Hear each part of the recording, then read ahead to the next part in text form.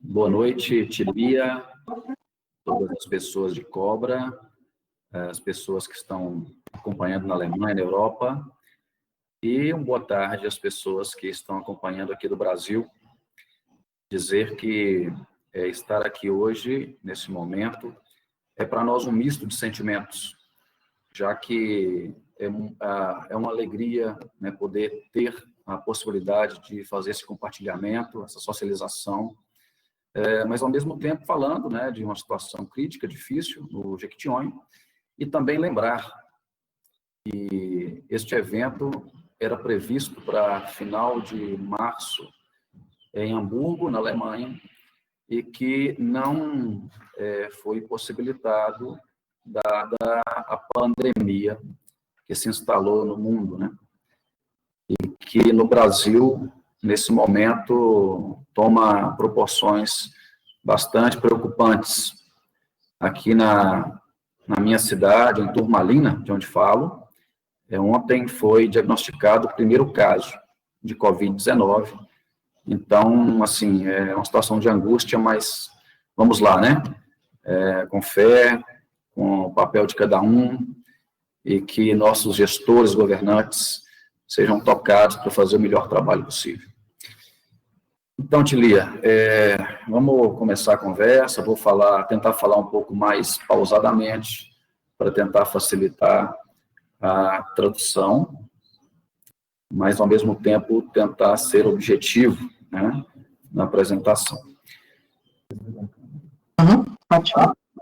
Vou desligar a câmera agora para, talvez, qualificar aqui o processo para nós.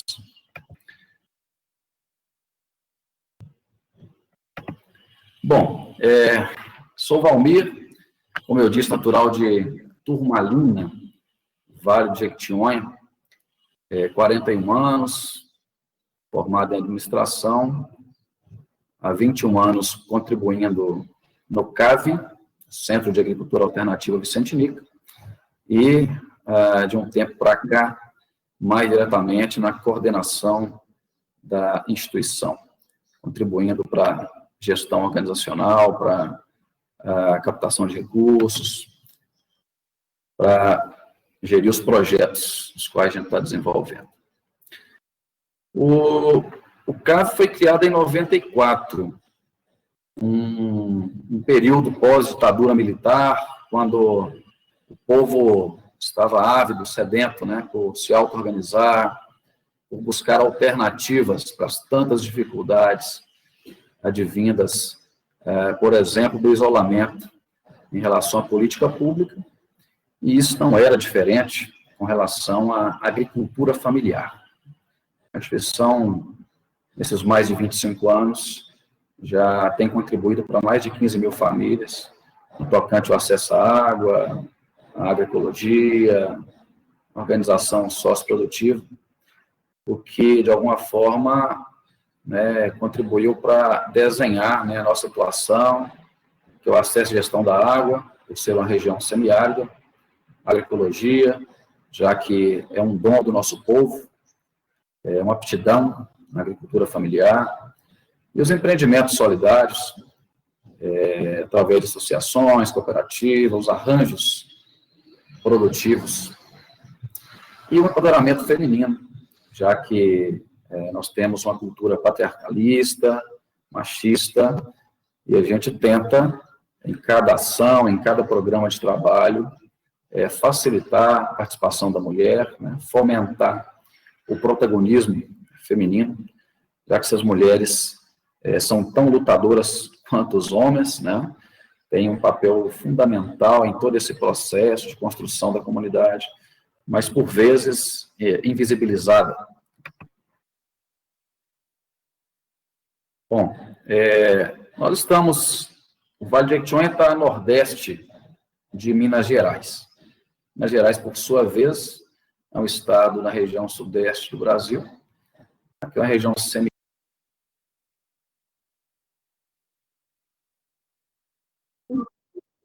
Oi, agora restabeleceu aqui. Então, estamos a nordeste de Minas Gerais, um estado que está na região sudeste do Brasil. O Alto Jequitinhonha, região mais específica, em que se encontra o CAV, em que está a nossa atuação, e essa problemática da monocultura do eucalipto, é marcada pelas chapadas, que são planaltos, e as grotas, né, que são terras mais baixas, onde se tem maior presença de água, né, terras mais férteis, e onde as famílias se situaram para fazer o processo produtivo, para poder viver. E é uma região também que, normalmente, a cada 12 meses, tem aí 8 meses de chuvas, compromete bastante a condição produtiva, estoque de água, enfim.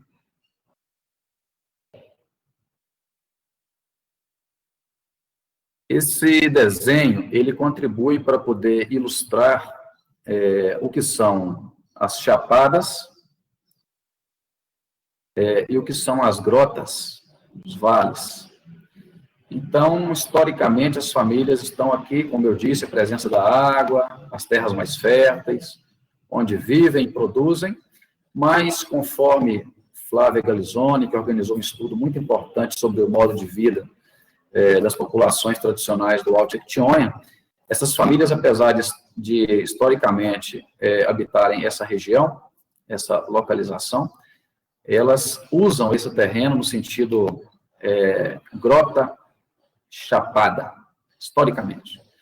E aqui, nessa região de campo, na transição da grota para a chapada, se tem a lenha, plantas medicinais, tem diversos usos que são atribuídos, né, a essa parte.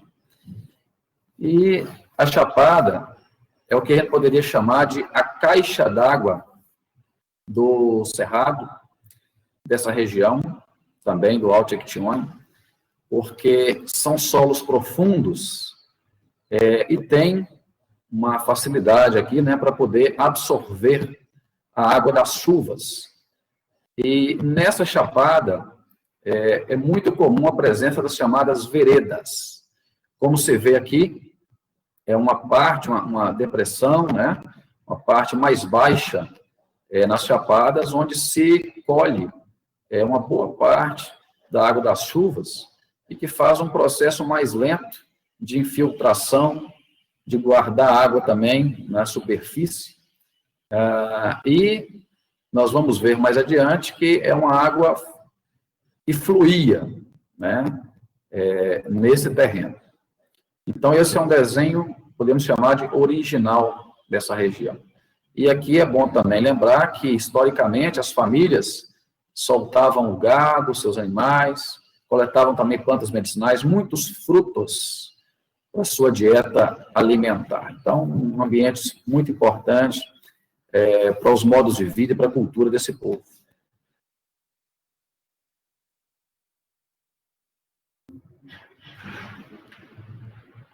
É uma imagem para ilustrar, né, com mais detalhe, o que é essa combinação grotas, essa região, essa ruptura, essa parte baixa, esse vale, e as chapadas, né, que são imensas áreas, né, planaltas, que a gente vai ver mais para frente, foram tomadas quase que completamente pela monocultura do eucalipto.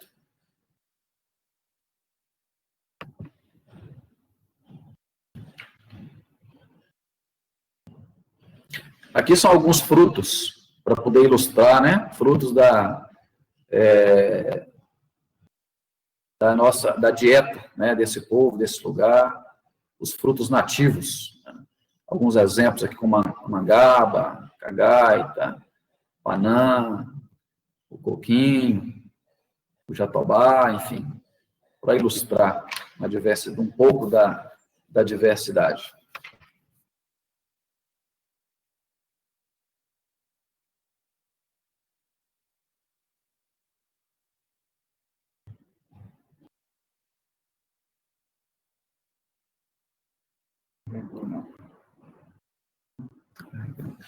Estou com dificuldade aqui para carregar o slide.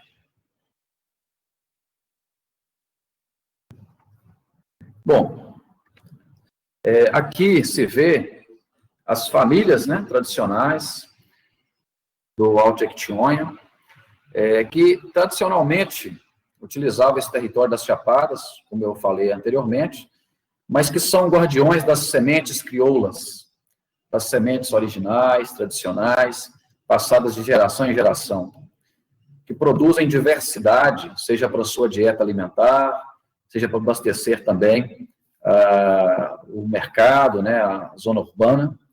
E é um povo que gosta, que tem um prazer enorme de habitar, de morar nesse lugar, né? E que, enfim, está, a gente vai ver daqui a pouco, está meio que encurralado, está, a partir da monocultura do eucalipto, está vivendo num ambiente mais restrito. É o que a gente pode ver agora, né? Porque em meados da década de 70, houve, então, a implementação aí da monocultura do eucalipto, de maneira bastante expansiva pelo Alto Jequitinhonha, e baseado no uso dos equipamentos, né, mecanizados, né, tratores, né, uso bastante grande de venenos, de adubos químicos. E a Chapada, enfim, infelizmente, se torna um ambiente homogêneo, né, com a presença massiva do eucalipto.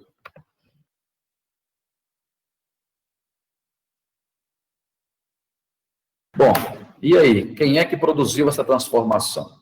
Inicialmente o Estado, através da chamada Acesita, a empresa estatal, mas que com o passar dos anos, ela se tornou uma empresa de capital misto, né? Foi privatizada e passou a ser parte de um dos maiores grupos, né, de siderurgia do mundo, a ArcelorMittal.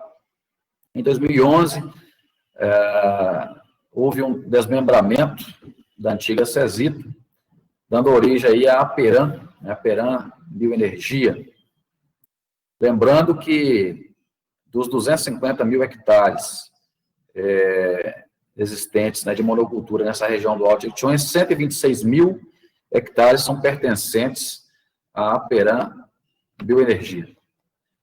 Desses 126 mil hectares, aproximadamente 72 mil hectares e meio são destinados à monocultura, do, desculpa, né, 72,5%, e daí mais ou menos 95 mil hectares, corrigindo a informação, ok?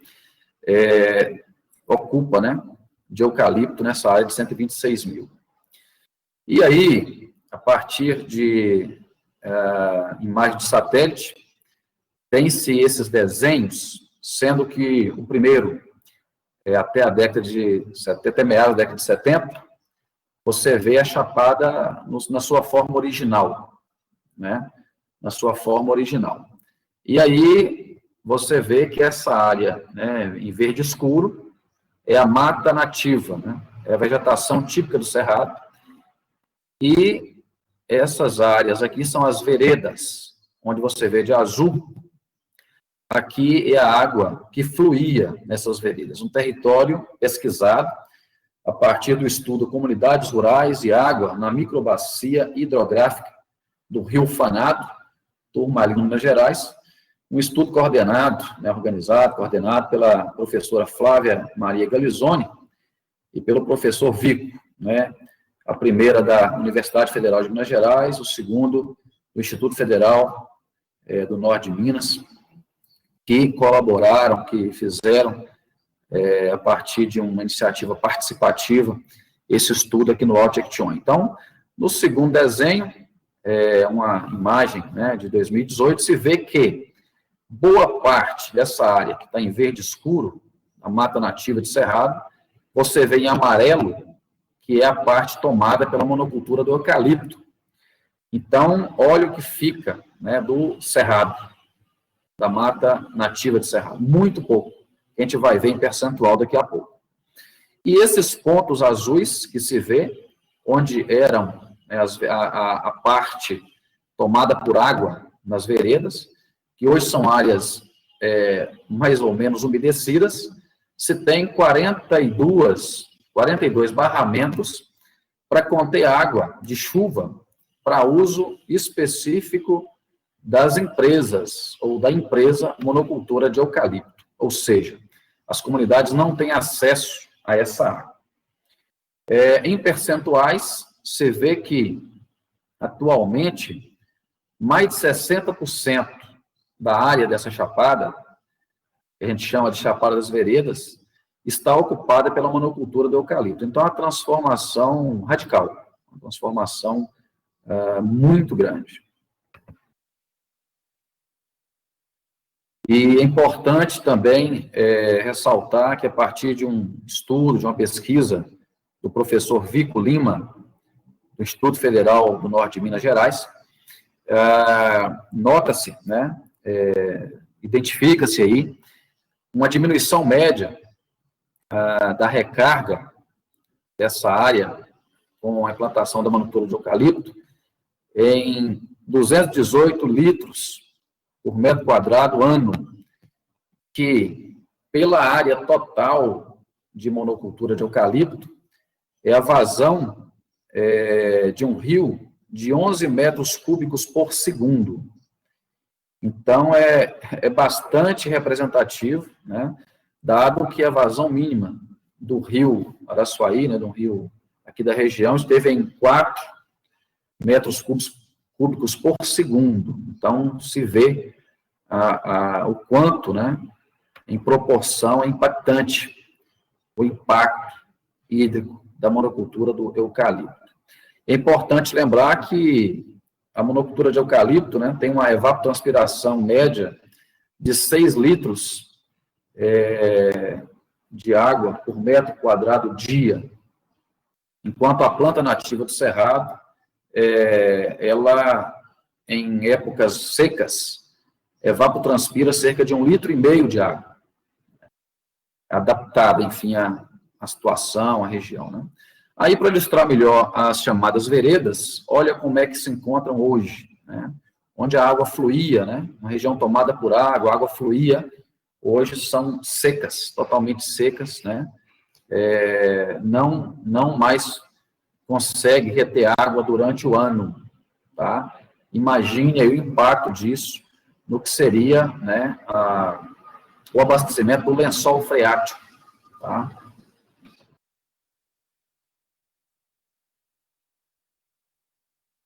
Bom, dando sequência, essa é mais uma imagem que ajuda a ilustrar as veredas e se vê a monocultura de eucalipto, né, que toma conta, né, de toda essa região.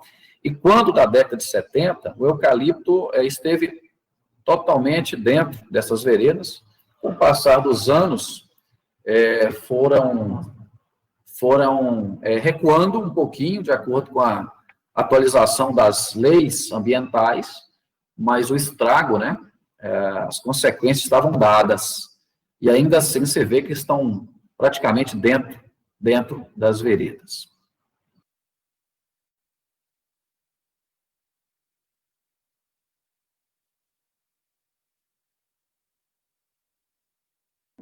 A próxima imagem reflete aí, né, o eucalipto plantado dentro da vereda. Se vê pelo tipo de solo, um solo mais escuro, que é característico das nossas veredas aqui na região.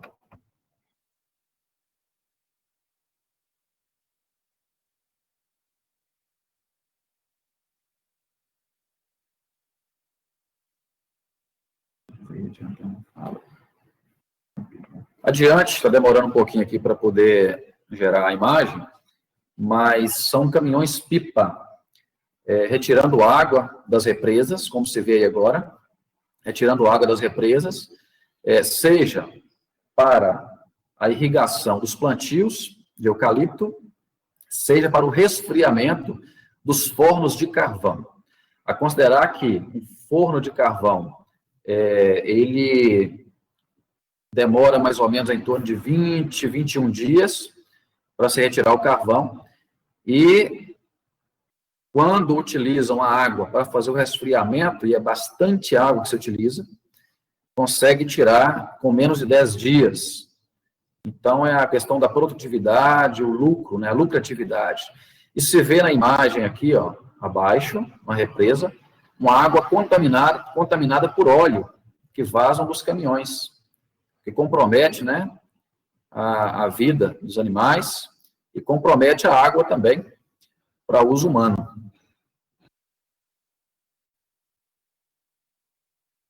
Você vê que são várias formas, né, de degradação, de poluição, que comprometem a qualidade de vida das famílias nessa região.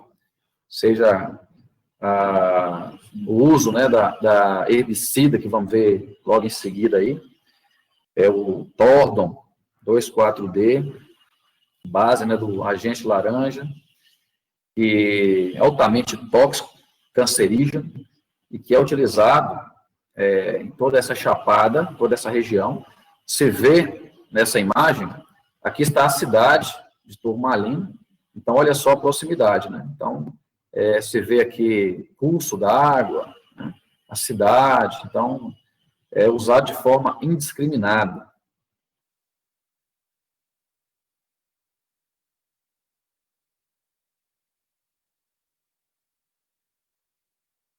Bom, agora se vê aí a contaminação, né, do ar, né, poluição, através da fumaça de uma unidade, né, de fabricação do carvão aqui nessa chapada que nós apresentamos. Então, aqui ocorre um fator, né, chamado a inversão térmica, sobretudo no período mais frio, quando essa fumaça, né, ela deixa de se projetar verticalmente e se coloca, né, se projeta horizontalmente, seguindo cursos d'água, e vão até chegar nas cidades de Turmalina e Veredinho, que são duas cidades próximas, poluindo o ar e comprometendo a qualidade do ar da população local, né, o que gera muitas doenças pulmonares. Essa poluição já serviu, inclusive, de ação, né, do Ministério Público contra a empresa, mas que, infelizmente, não deu em nada. Aqui se vê um forno, o maior forno da empresa, o maior forno do mundo, que está aqui na nossa região. Né? Ele tem uma capacidade de processar, né, cerca de 2.000 metros cúbicos de madeira, capacidade 3 vezes maior que a tecnologia, né, usada até então pela própria empresa. Esse aqui é um queimador, que a princípio, esse forno foi inaugurado em 2019. Esse aqui é um queimador que a empresa fez a partir de denúncias, né, de processos, por causa da emissão de fumaça, mas que, infelizmente, como se registra habitualmente, ele só é utilizado em ocasiões estratégicas pela empresa, né, quando auditorias e outras, porque normalmente ainda se polui o ar nessa região, com a não utilização desse queimador. E esse investimento é para gerar crédito de carbono, né, alguns benefícios também, tem a ver com as certificações conquistadas pela empresa, mas enfim. Bom, e aqui um dado importante, né, que é desse estudo, esses diversos estudos que vêm sendo feitos em parceria com a universidade, com o Instituto Federal,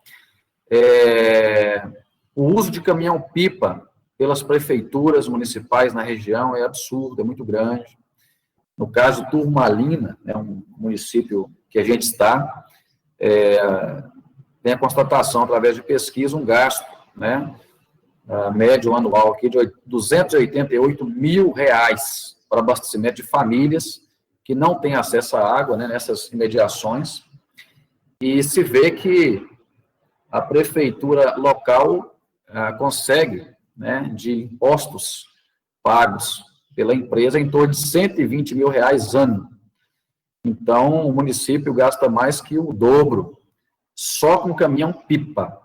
Então, assim, olha o absurdo que é o impacto também do ponto de vista econômico né, o quanto prejudica, né? Uma estimativa aí de que nos últimos 6 anos de seca, né, houve um gasto aí no município de mais de R$1.700.000. Muitas famílias têm a água do caminhão-pipa como a principal fonte para uso doméstico. Inclusive, algumas até utilizam, conforme dado, né, da pesquisa realizada aqui na região, para o processamento de alguns produtos. E ainda do ponto de vista da geração de emprego e renda, é importante frisar que a agricultura familiar, que ocupa pouco mais de 30% das terras da região, geram mais de 80%, né, do emprego que é gerado no meio rural, aqui na região. E o reflorestamento, que ocupa aí mais de 20%, né, da área rural na região, se vê que gera pouquíssimos empregos, né, abaixo de 5%, aproximadamente, de emprego, né, dos empregos rurais gerados na região. Então, não é o que se prometeu na década de 70, né, a redenção econômica do Vale do Jequitinhonha, e ainda assim paga-se um preço muito alto. O que se vê aí, né, é uma agricultora contemplando a água, né, uma água de uma nascente que corre apenas um período do ano, e o seu olhar de incerteza, né, até quando terá água, né, qual será a sua condição. É o sentimento de muitas famílias da região, né, lidam com incerteza o tempo todo. Conforme a pesquisa retrata para a gente, a família rural, muitas vezes, ela tem que escolher se ela vai usar a água que tem para lavar roupa ou para molhar planta, né, para tomar banho ou para fazer uma outra atividade. Então, é um uso muito restrito. E aí o CAV, a instituição, vem desenvolvendo várias ações nos últimos anos, além da pesquisa, dos estudos, né, no sentido de mobilizar as comunidades, de fazer o trabalho de conservação de nascentes, em mutirão com cercamento de nascentes, construção de diversas tecnologias, como bacias de contenção no nível da chapada para a grota, para conter água de enxurrada, para não destruir o solo, para não comprometer os leitos, as nascentes, também as barraginhas, para que se produza, para que se tenha água, né, pelo menos uma boa parte do período seco, para poder produzir, como você vê aí as imagens, cercamento de nascente, bacia de contenção, você viu aí no slide anterior. Aqui são as curvas em nível, para poder contribuir também para não haver erosões nos terrenos, para conservar a qualidade do solo, a capacidade do agricultor cultivar a terra. Aí você vê as barraginhas, que estão nas partes mais baixas do terreno, próximas às moradias, habitações, e essa água serve para uso direto e indireto no processo produtivo. E é uma produção que abastece o mercado local, como eu disse anteriormente, inclusive nas feiras livres, como são essas imagens que a gente mostra aí agora, agricultores e agricultoras, geralmente aos sábados nos municípios, vendendo a sua produção para a população, principalmente a população urbana. Enfim, é isso, com todo sacrifício, com toda dificuldade, busca-se alternativas para continuar produzindo, para continuar gerando renda e sobrevivendo.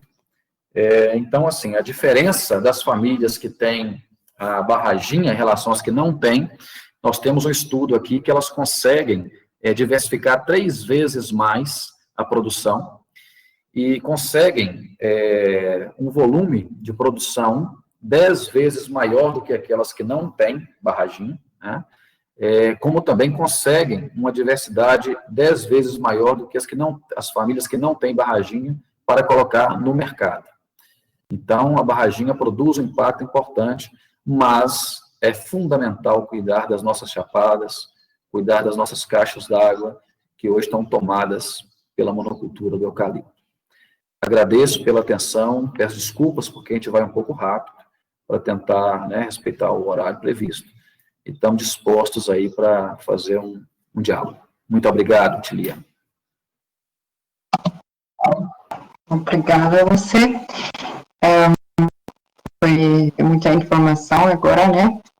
E agradeço muito por ter compartilhado isso.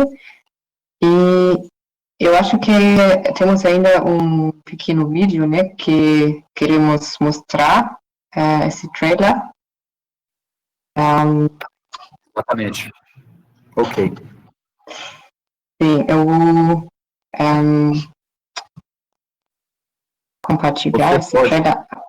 Sim? Posso? Você pode colocar. Ok. Ok. Ok. Bem, e depois vamos ter tempo para fazer as perguntas, né?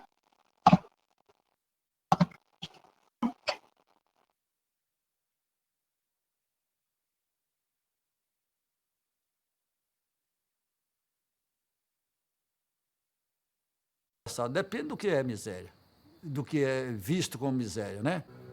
Miséria foi o que construiu depois, né? O gato comia, era na larga aí, não tinha dono. O remédio até mesmo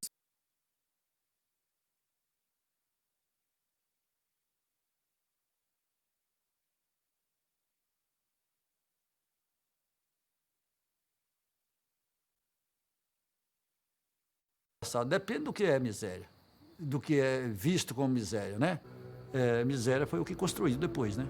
O gato comia, era na larga aí, não tinha dono. o remédio até mesmo se arrancava na chapada, que era igual o arcaçu, que curava até tuberculose, essas coisas. Na verdade, tinha muita fartura, embora houvessem dificuldades por falta de acesso a políticas públicas naquela época. Eu estava já assim, jovem, há uns 19 anos, e chega essa empresa. Aí começou a preocupação na família inteira. O que foram os primeiros empregos?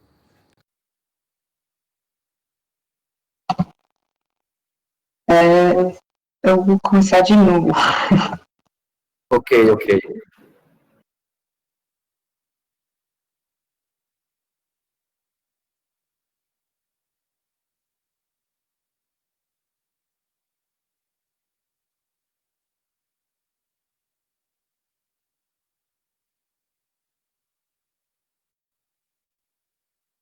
Depende do que é miséria, do que é visto como miséria, né? Miséria foi o que construiu depois, né? O gato comia, era na larga aí, não tinha dono. O remédio até mesmo se arrancava na chapada, que era igual o arcaçu, que curava até tuberculose, essas coisas. Na verdade, tinha muita fartura, embora houvessem dificuldades por falta de acesso a políticas públicas. 19 anos, e chega essa empresa. Aí começou a preocupação na família inteira. O que foram os primeiros empregos? Combater formiga no meio do cerrado, sem calçado, sem nenhuma proteção, né? Mas depois levou tempo nenhum, foi descartando. Passou para motosserra agora já está as marcas grandes. Desempregou o pessoal e mandou tudo embora.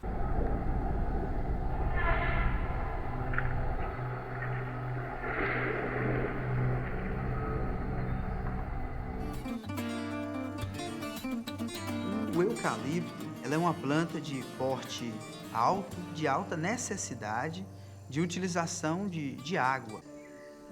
No ano de 2015, fizemos visita em todas as comunidades rurais do município e recolhemos dados através das próprias pessoas das nascentes que tinham na região há 30, 40 anos atrás.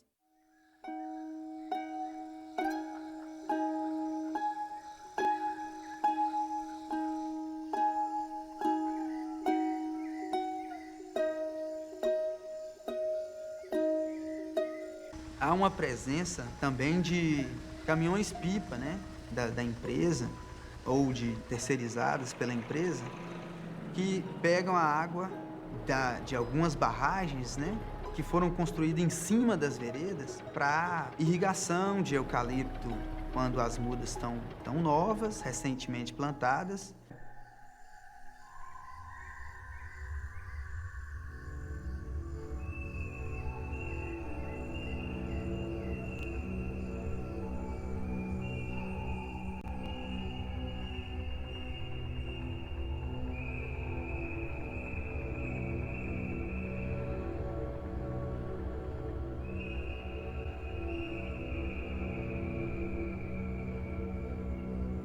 A gente ouve relatos da população questionando o grande número de doenças que nós temos em Turmalina, doenças respiratórias e também questão de câncer.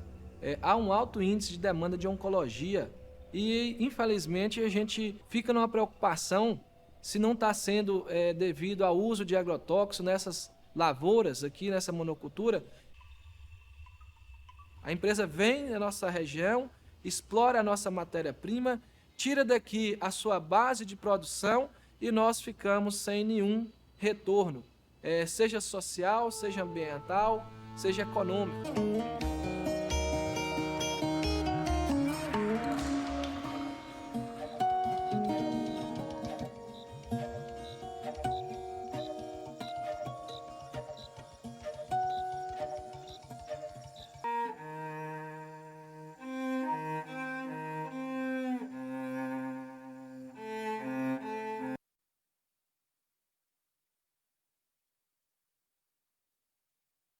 Bom, esse foi o trailer para um filme que o Cavi fez. Talvez, Valmir, você quer falar um pouco sobre o filme? Sim, Tilia, por favor.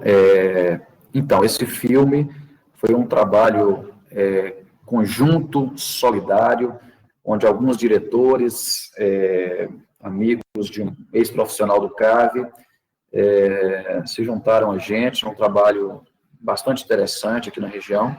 Nós vamos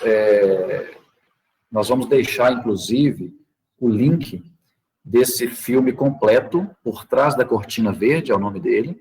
Vamos deixar no chat, já está no chat, ok? Então, para quem quiser depois assistir, né, tá aí.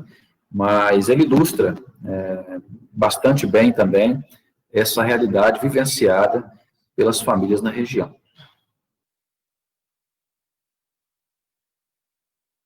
Bom, muito obrigada. Eu também vi esse filme e eu acho que é uma ilustração muito boa. Então, agora vamos começar a fazer as perguntas. Se alguém quer também fazer falar algo, podia escrever aqui no chat. Também é possível na versão alemã, tem um chat no YouTube também. E para ajudar a traduzir as perguntas ou as falas, eu vou dar o microfone para o Samuel agora.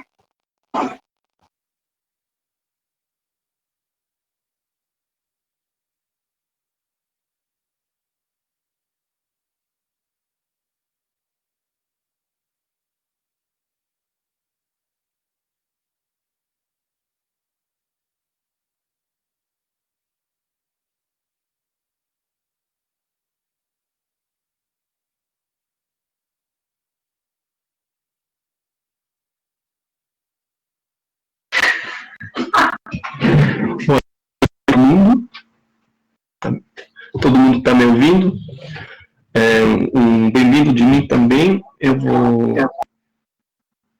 Sou Samuel, faço parte da executiva da Cobra e vou traduzir as perguntas que chegam do stream alemão aqui, mas até agora não teve pergunta ainda, então eu vou fazer uma pergunta eu mesmo, porque eu fiquei bastante impressionado. Então, Valmir, uma pergunta para você. Eu tenho um colega que trabalha para o Estado suíço e ele trabalha no setor do meio ambiente e ele tinha que fazer um estudo sobre eucalipto em específico. E a pergunta do estudo dele era se é possível, ou se existe orgânicos assim, de eucalipto que são não tão devastador para o meio ambiente como você. Agora, a pergunta seria, existe plantação de eucalipto que não é tão devastador no Vale de Jequitinhonha, ou é só essa monocultura?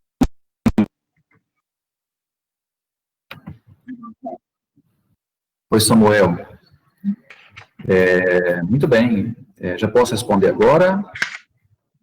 Eu acho que sim, porque ainda não chegaram muito outras perguntas, então pode responder agora, a gente vai assim no diálogo.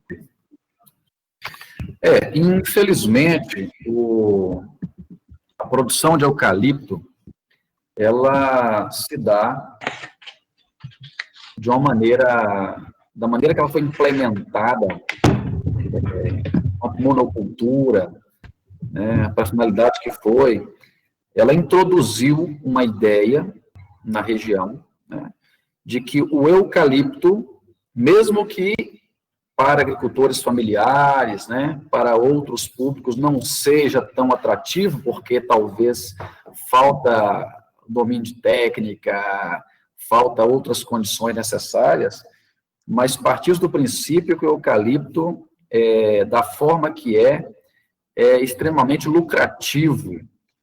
Então, ele atrai os olhares das pessoas que buscam o lucro acima de tudo. E que, infelizmente, tem replicado, tem feito expandir essa produção aqui na região. Nós não temos, na região, nenhum modelo, nenhuma alternativa, a princípio, com o eucalipto, que não seja a partir dessa ideia. A diferença é que nós temos porções menores de eucalipto e porções extremamente grandes, gigantescas, como é o caso da Aperam Bioenergia, tá certo? Mas, enfim, sabemos que toda monocultura compromete, né, o ecossistema, compromete a condição, né, do ambiente, tá certo? Nós não temos uma experiência exitosa por aqui, não.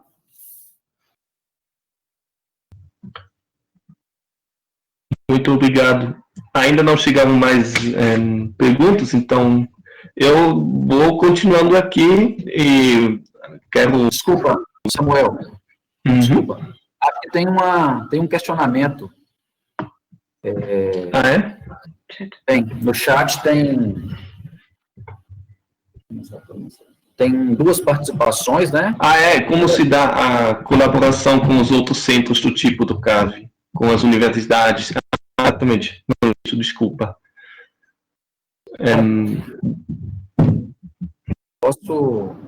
Posso tentar responder. Vamos ver se eu compreendi bem essa pergunta. Vou tentar responder. E a pessoa depois, se não tiver contemplado, por favor, retorne e a gente tenta elucidar melhor. Mas, enfim, o CAV é uma organização que acabou constituindo uma rede de parceiros na região. Essa rede de parceiros envolve os sindicatos de trabalhadores rurais, inclusive o CAV é derivado do Sindicato de Trabalhadores Rurais de Turmalina, nasceu do movimento sindical, tá? Então, o CAV congrega os sindicatos, congrega associações conveniadas com o Fundo para Crianças, outras organizações, instituições também de governo, tá? E essa rede, ela ganha uma importância ainda maior, uma dimensão maior, justamente porque ela está vinculada a universidades, né, institutos federais. É um trabalho que vem de longa data. O CAV já tem 20 anos de parceria com a universidade, sobretudo com o Núcleo de Pesquisa e Apoio à Agricultura Familiar Justino Obers, que tem um conjunto de professores, estudantes, e que trabalham bem de acordo com as demandas que surgem dos agricultores e agricultoras da nossa região. Então, nós temos trabalhos mais diversos de pesquisa com relação aos temas agroflorestais, plantas medicinais, melíferas, o modo de vida das populações tradicionais locais, uma infinidade de pesquisas, de estudos, e esse estudo especificamente, ele surge justamente da base de agricultores que nos conclama, né, a poder aprofundar essa realidade, porque há muito se fala que o eucalipto, que a monocultura do eucalipto, ela é impactante importante na nossa região, mas nos faltava dados científicos, né? Faltavam dados científicos. E a gente conseguiu, então, comprovar com dados, a partir desse estudo, o que já se falava há bastante tempo. Mas é claro que nos chama a atenção, porque os dados, eles são, de fato, muito profundos, alarmantes, e tem impulsionado o debate aqui na região. Mas a metodologia de trabalho do CAV, ela já se dá na maneira coletiva. Em cada município que a gente atua, a gente trabalha com organizações tanto da sociedade civil, quanto do poder público, e sempre ouvindo, envolvendo as lideranças rurais. Ok? Ok, agora estão chegando as perguntas. O Marcos da Cobra tinha várias perguntas, e ele quer saber como se chamam as empresas da celulose, para onde vai a celulose, e se pode confirmar a hipótese que está existindo uma transformação no Brasil de exportação de celulose para papel. Você poderia responder essas perguntas? Claro. Então, na verdade, nós temos aqui a produção de eucalipto para fins da celulose, normalmente vão para a Bahia, né, o sul da Bahia. Então, é um estado vizinho a Minas Gerais, né, que está já na região nordeste do Brasil, né. Então, são inúmeras carretas trafegando nas vias, né, do Jequitinhonha até a Bahia, levando a madeira que é produzida aqui, tá? Mas também, no caso, muito do eucalipto que é produzido aqui é para fins do carvoejamento, né, para poder suprir a demanda das siderúrgicas. E as siderúrgicas mais próximas da gente aqui está no chamado Vale do Aço, né, na região de Ipatinga, aqui em Minas Gerais. Então, além dos danos que são causados na nossa região, é bom dizer isso aí, né? O impacto econômico, do ponto de vista positivo, né? Se é que ele acontece em outras regiões e não aqui na nossa região. Estou vendo uma pergunta também se há uma rede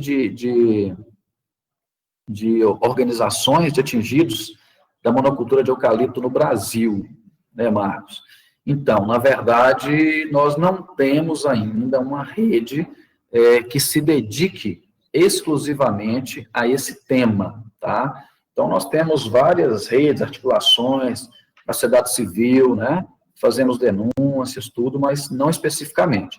No caso, a gente tem conseguido sensibilizar parlamentares e temos conseguido algumas audiências públicas na Assembleia Legislativa do Estado de Minas Gerais, para poder confrontar a própria empresa, de mostrar, né, a ela, por mais que não deveria ser necessário, né, mas a ela e aos gestores públicos, a sociedade em geral, o tamanho dos impactos que são gerados aqui no Jequitinhonha. É um trabalho que está acontecendo, a nossa relação também com o Ministério Público de Minas Gerais, com a Advocacia Geral do Estado, no sentido de levar, né, essa mensagem e o clamor do nosso povo, das populações tradicionais aqui da região. É mais ou menos isso. Depois nós temos aqui a participação da Flávia Maria Galizoni também, né? Sim, exatamente. Boa tarde, Flávia. Flávia é professora que é organizadora desse estudo, juntamente do professor Vico, né? E é uma parceria de longa data. Flávio, professor Eduardo, que também está por aí, tá? A Silva, né? Dando boa tarde também. Perguntando se estudou outras formas de cultura junto com o eucalipto para minimizar esses impactos, né, sociais. Na verdade, nós na região não existe, tá? Mas a gente tem notícia de iniciativas em outras regiões do eucalipto no SAF, né? Mas a grande questão da nossa região, por ser uma região já semiárida, e de já ser acometida aí por essa monocultura, é muito complexo, é muito difícil, né, a gente trabalhar na perspectiva da cultura do eucalipto junto à agricultura familiar, né, é algo bastante complexo, bastante difícil, e que a gente não tem por aqui esse tipo de trabalho. E a Flávia, eu queria destacar, né, tá lembrando aqui que a monocultura de eucalipto já expropriou comunidades camponesas, concentrou terra, eliminou a ocupação, né, e monopolizou água, é muito importante.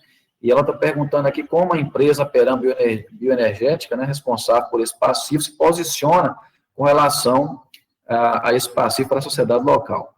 É uma boa lembrança, agradecer a Flávia, a professora Flávia, pela provocação, né? Então, olha, infelizmente, a empresa, ela age de uma maneira muito sutil, no sentido de proporcionar a algumas comunidades algumas benfeitorias físicas, né, como centros comunitários, como praças e coretos nas cidades, nas pequenas cidades, uma relação, entre aspas, amistosa, né, com gestores públicos, com algumas lideranças, para poder maquiar, para esconder, né, a sua real face, né? Mas não existe, tá? A empresa ela ainda tem a audácia de dizer e de fazer e de propagar que é produtora de água, tá? E que produz o aço verde. Então, isso não existe. Na verdade, é uma empresa que historicamente degrada o meio ambiente e compromete em muito a qualidade de vida.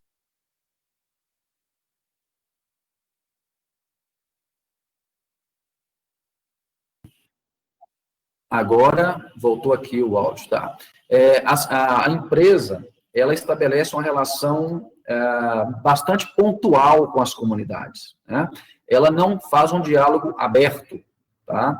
Ela não quer assumir que ela causa esse impacto.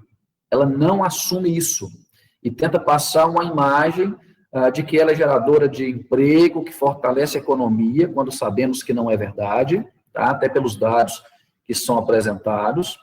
Ela quer dizer que ela trabalha de forma ambientalmente correta, o que não é verdade, tá? As imagens mostram, na verdade, tudo isso. E o outro problema é que essas famílias também usavam a chapada, né, para colher frutos, para extrair madeira. Hoje, essas famílias, elas são fiscalizadas, são monitoradas. Muitas famílias na região foram processadas, né, por adentrar essas áreas, por extrair alguma madeira qualquer nessas áreas, né, processadas. Então, elas perderam o direito de ir e vir, perderam os insumos, né, aquilo que tinha para subsidiar o seu cotidiano, as suas atividades produtivas, né, perdeu a água, né, perdeu a água. Então, a empresa represa a água para poder irrigar eucalipto e resfriar fornos. E a família tem que receber água do caminhão-pipa da prefeitura e esperar dias sem água, inclusive, né, para poder fazer as atividades básicas do cotidiano, tá? Então, essa é a realidade. Bom, vamos lá, vamos tentar acompanhar aqui as perguntas. Obrigado, Flávio. É assim que a gente está já acabando o tempo, mais ou menos, então as últimas perguntas estão chegando. Eu tenho uma pergunta também que eu queria te perguntar, que é exatamente nisso da criminalização. Você falou que as famílias não têm mais acesso e são criminalizados para ir aos terrenos. Como com o trabalho de vocês, esse trabalho que vocês fazem, vocês estão vigiados também? A empresa está fazendo política contra vocês, ou isso é não acontece? Sim, acontece. Na verdade, a movimentação que a empresa faz é o seguinte, ela tenta cooptar lideranças. Então, quando uma liderança rural surge na defesa do ambiente, na defesa da comunidade, que se torna parceira da gente, a empresa tenta se aproximar para cooptar, né, para poder...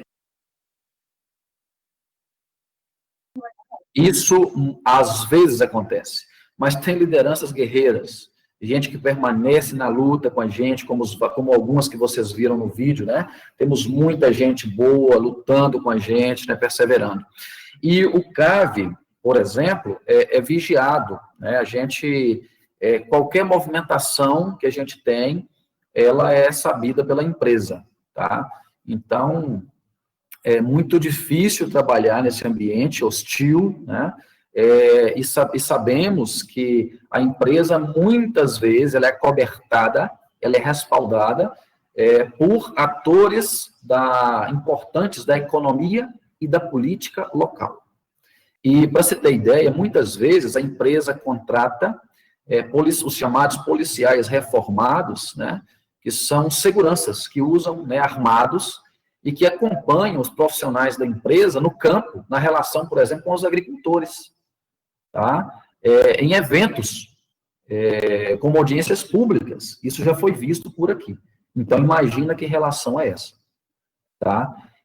O Marcos pede aqui para citar, Samuel, o nome, né, dessa turma, lembrando, né, que é a Peram Bioenergia, né, que é do grupo ArcelorMittal, né? Nós temos também a Suzano Papel e Celulose, que está aqui na região, e tem outras empresas de menor porte também, né, que atuam, mas essas são talvez as mais impactantes aqui na nossa região. E tem o Gilberto, que está participando com a gente. O Gilberto é uma figura importantíssima, está em Montes Claros, no norte de Minas, e que acompanha bem de perto esse trabalho. E é importante que todo mundo leia, né, aqui no chat a mensagem que ele está deixando, né, que é uma constatação importante do que está acontecendo a partir também da atuação dessas empresas, tá? Então, o Marcos pede para confirmar, porque, para ficar claro, Marcos, não para nós aqui no Jequitinhonha não existe, tá, uma produção sustentável de eucalipto, tá? Aqui na região não existe esse modelo, não temos, tá certo? E as que tem, então... Então, toda a ideia é escala comercial, né? Então, para se ter ideia, a questão é essa, tá? E Silva também, né, está fazendo uma outra colocação no chat, importante quem puder ver, tá? E ela está falando aqui também da questão da abelha, né? É bom lembrar que aqui na região já fizeram a pulverização aérea, tá? Dos eucaliptais, o que prejudicou muito, inclusive, a criação de abelhas, tá, na região, que é um outro grande problema, que é o sumiço das abelhas. Uma outra prática que foi denunciada, nós denunciamos, e que desde então, a princípio, não estão fazendo mais. E fizeram com um produto que não pode ser usado na pulverização aérea, e não pode ser usado no monocultivo de eucalipto, tá? Então, são os crimes cometidos pela empresa ao longo do tempo. O Mark Obi do CEV, na Itália, está colocando aí, né, que o CEV está pesquisando sobre os certificados ambientais da Peram. Lembrando que a ArcelorMittal está presente na Alemanha, né, está presente na Itália, com as suas unidades também aí, de fabricação do aço, né, se não me engano, e que também tem cometido crimes também, né, nessas regiões, né, mas o Jequitinhonha, sem dúvida, é uma proporção enorme, né? Aqui, uma outra coisa, aqui, Samuel, foi encontrado um aterro de Aldrin 40, no município de Itamarandi, no município próximo, que é um produto, né, que está proibido de ser utilizado no Brasil desde, se não me engano, final da década de 80, tá? E ele está na cabeceira de uma nascente, de um córrego. Então, se vê, né, a atrocidade, né, os crimes que são historicamente cometidos no âmbito da monocultura do eucalipto aqui no Alto Jequitinhonha. Muito obrigado, Vlamir. Foi muito importante sua participação aqui. Eu vou passar agora o microfone de novo para a Tília, que vai dar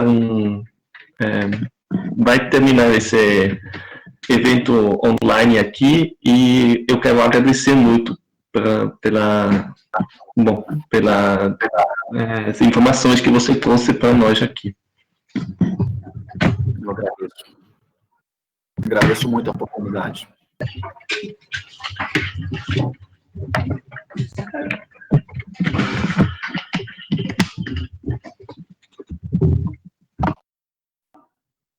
Bom, muito obrigada também para a sua participação, para a expertise.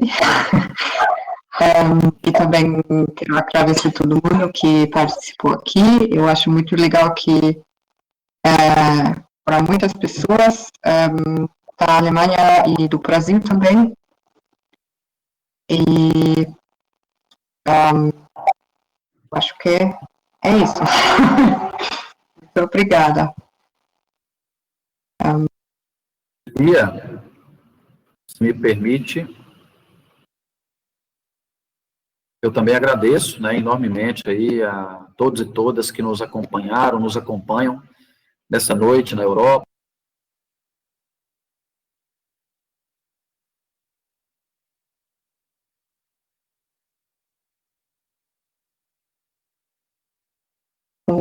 Valmir, o microfone. Perdão. Então, eu ia falando que, para nós, um prazer muito grande, né, poder estar aqui compartilhando informações. O meu agradecimento a essas pessoas que participaram ativamente com a gente do debate. Muito obrigado a vocês, Cobra, tá, que tem essa atenção, esse olhar para o Brasil, para os nossos problemas sociais, ambientais, econômicos, e tem cooperado e tem colaborado para as organizações, a sociedade civil brasileira, para lidar com tamanhos problemas, com tamanhas dificuldades, tá certo? E que, nesse tempo de pandemia, possamos vencer, né, o mais breve possível a sociedade, né, cada um com o seu papel, a sociedade organizada, nossos gestores, e possamos voltar a uma nova normalidade.